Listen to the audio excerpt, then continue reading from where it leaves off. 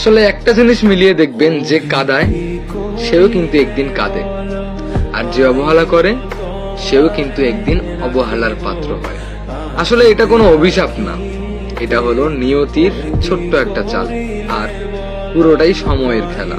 যেই মানুষটা আপনাকে প্রচন্ড পরিমাণ অবহেলা করতেছে, যেই মানুষটা আপনার সঙ্গে খারাপ ব্যবহার করতেছে, একটা সময় পর সেই মানুষটাও না এগুলো একদম সময় মতো ফেরত পেয়ে যাবে। যেই মানুষটা আপনার মন ভেঙেছে সেই মানুষটাও অন্য কারো হয়ে সুখী হতে পারবে না। আসলে সময় সবকিছু বুঝিয়ে দিবে সময় মতো। আর কেউ যদি আপনাকে ঠকিয়ে চলে যায়, কেউ যদি আপনাকে কথা দিয়ে কথা না রেখে চলে যায়, সেও কিন্তু এই জিনিসটাও ফেরত পাবে।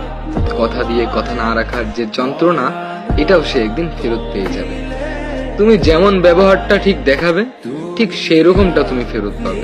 দেখো, তুমি নিজেকেই যতই ভালো ভাবো না কেন, তুমি যতই অহংকার করো না কেন নিজেকে নিয়ে, নিজেকে বড় করে মানুষকে ছোট করে যতই কথা বলো না কেন, একটা সময় এগুলো সবটাই তোমার কাছে ফেরত চলে আসবে। সময় সুযোগে সদ্ব্যবহার করতে জানে।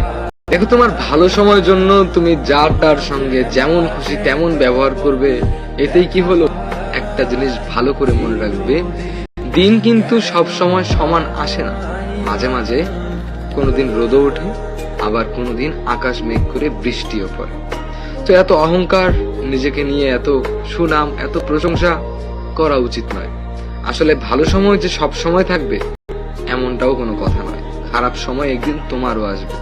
আপনার অনেক টাকা পয়সা থাকতে পারে বা আপনার অনেক ভালো সময় থাকতে পারে, কিন্তু মানুষের সঙ্গে কখনোই খারাপ ব্যবহার করবেন না। খারাপ ব্যবহার না করার ফল কি জানেন? যদি আপনার কখনো খারাপ সময় আসে, যেই মানুষগুলোর সঙ্গে আপনি ভালোভাবে কথা বলছেন, ভালোভাবে ব্যবহার করছেন, সেই মানুষগুলোই আপনার খারাপ সময় পাশে থাকার চেষ্টা করবে। একটা জিনিস মাথায় রাখবেন, কখনো নিজেকে নিয়ে বেশি অহংকার করতে যাবেন। দেখো, গুরুজনরা বলেছে অহংকার পতনের মূল। যে যত বেশি অহংকার করছে সে খুব তাড়াতাড়ি ধ্বংস হয়ে গিয়েছে।